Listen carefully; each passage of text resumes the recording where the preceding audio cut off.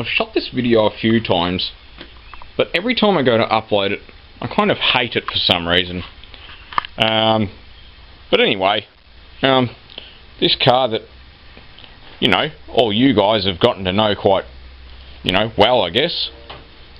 It's actually been in an accident, so it's going to be written off financially and taken off the road, all that sort of stuff. And that happened, I don't know, 2 weeks ago or something. The sill's actually straight. The door's obviously not. And you can't really see all the damage to it, but it's actually more damage than it looks. Like, for example, this door's not sitting where it should be. This quarter panel's obviously bent. It's actually quite bent. You can sort of see.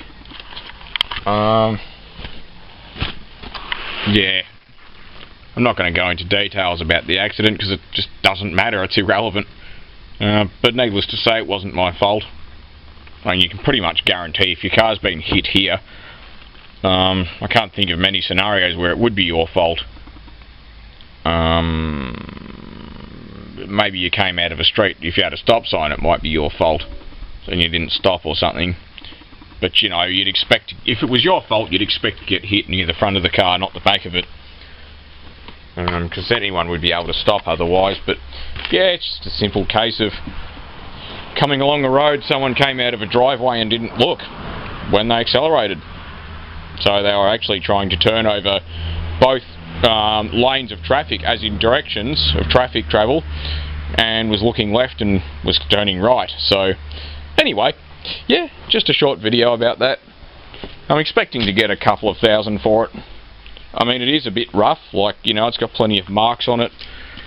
You can see it's not exactly short of marks and things.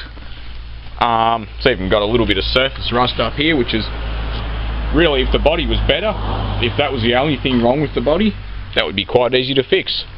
But yeah, you know, I mean, it's not too bad.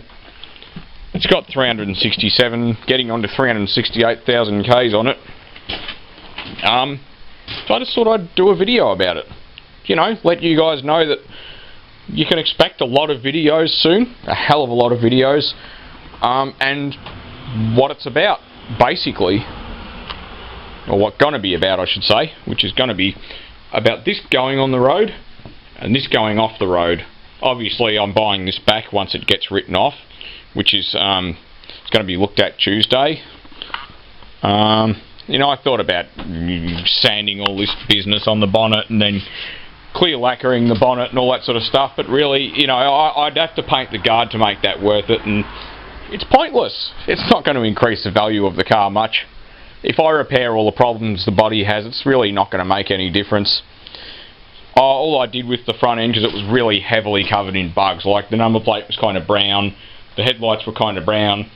All I did was get just 5-star degreaser from my Woolworths, and I sprayed it on there and scrubbed it off, and the paint was already missing because it's a country car that was driven a lot on dirt roads before I got it, so a lot of this damage predates me even buying the car 6 years ago. So yeah, I've done over 100,000 Ks in it. It's had rocker cover gaskets and a water pump, which you can see on my channel, and I really honestly haven't done anything else to the engine. Like, I've never had the exhaust manifolds off, I've never done anything to the motor, like, you know, even the inlet manifold gasket's original. So apart from water pump and radiator and rocker cover gaskets, everything else is original. I haven't even done a fuel pump or a crank angle sensor or a DFI module. All that's original from the factory when it was a new car. So yeah, some of these cars you get and they do those bits all the time.